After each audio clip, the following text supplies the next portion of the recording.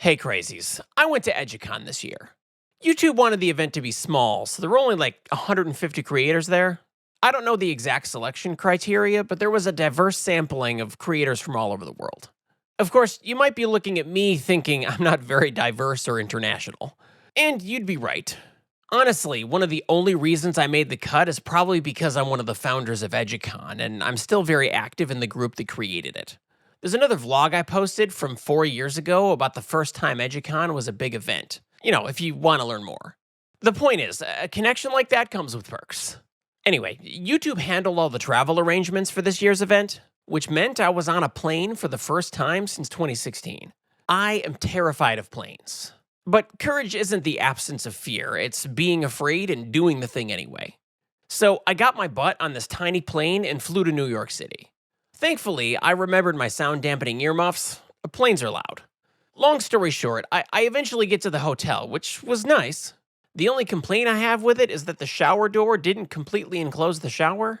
My buddy Jabril thinks that hotels do this to discourage long showers and save on their water bill. And you know what? I'm convinced it was kind of unpleasant. The hotel looked nice from the outside though, so I'll give it that, and the view from the room wasn't horrible either. Plus, I wasn't paying for it, so I probably shouldn't complain too much. EduCon itself wasn't until the next morning. The walk was nice, only about 8 minutes from the hotel. We went under Highline Park and got to see another park built over the river. The event itself was at Pier 57, Google's office in New York. But you need a disclaimer before I show you any footage from this event. You're going to see a lot of people without masks on, and including myself, and that's because we weren't allowed in the door without proof of vaccination, and a negative COVID test within the last 24 hours. Those intense precautions mean that my trips to the grocery store are more dangerous. We felt very safe. Okay, so the event started with a breakfast at 8 a.m., which is a bit early for me, but I managed. Still, I hadn't quite settled into being awake, so I spent most of the breakfast hanging out with my fellow EduCon founders. There was Google branding all over the walls, but I mostly spent this time people watching. And, waking up properly. After breakfast, there was a 90-minute main stage presentation, which, it did end with Neil deGrasse Tyson. I'm not a huge fan, but he had some valuable things to say. After that main stage event, things got a little more relaxed. There were breakout sessions, a lunch, some one-on-one time with YouTube staff, and some mingling. I took advantage of this time to get some other YouTubers on camera. Those segments will be part of a main channel video that I'm very much looking forward to releasing.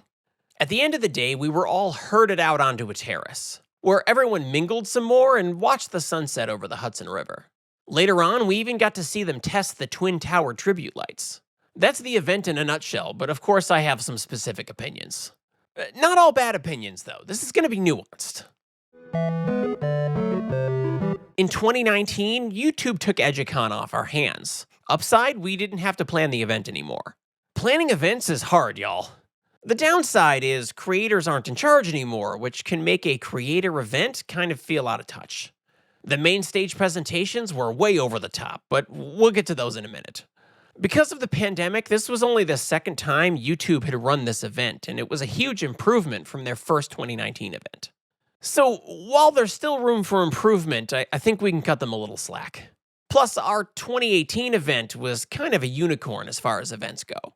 I'm not entirely sure we could reproduce it even if we had control.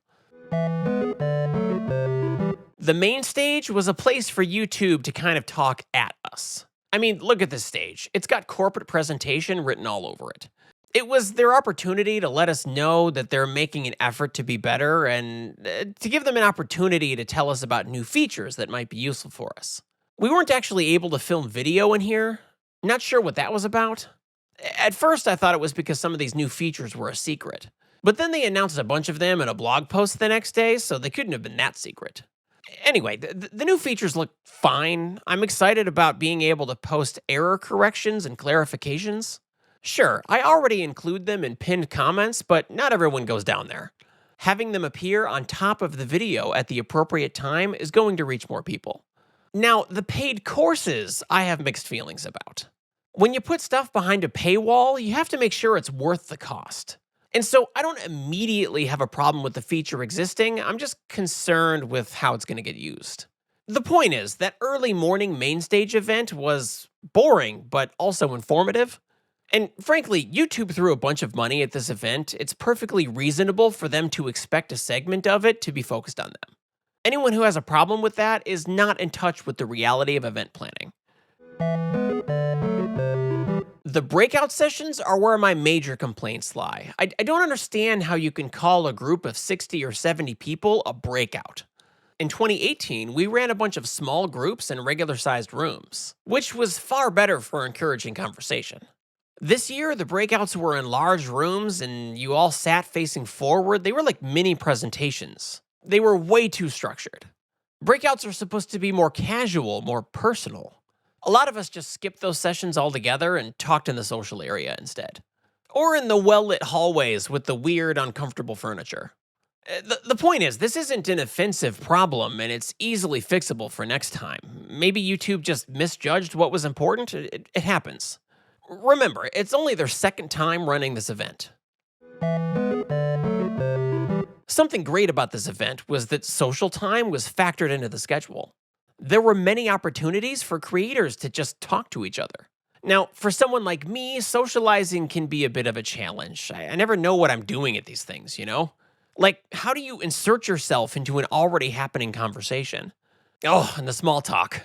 But socializing is a necessary part of networking. I mean, we're all colleagues. We need to know each other. I was able to reconnect with people I already knew and connect with people I had never met before. That's the kind of thing that makes collabs possible.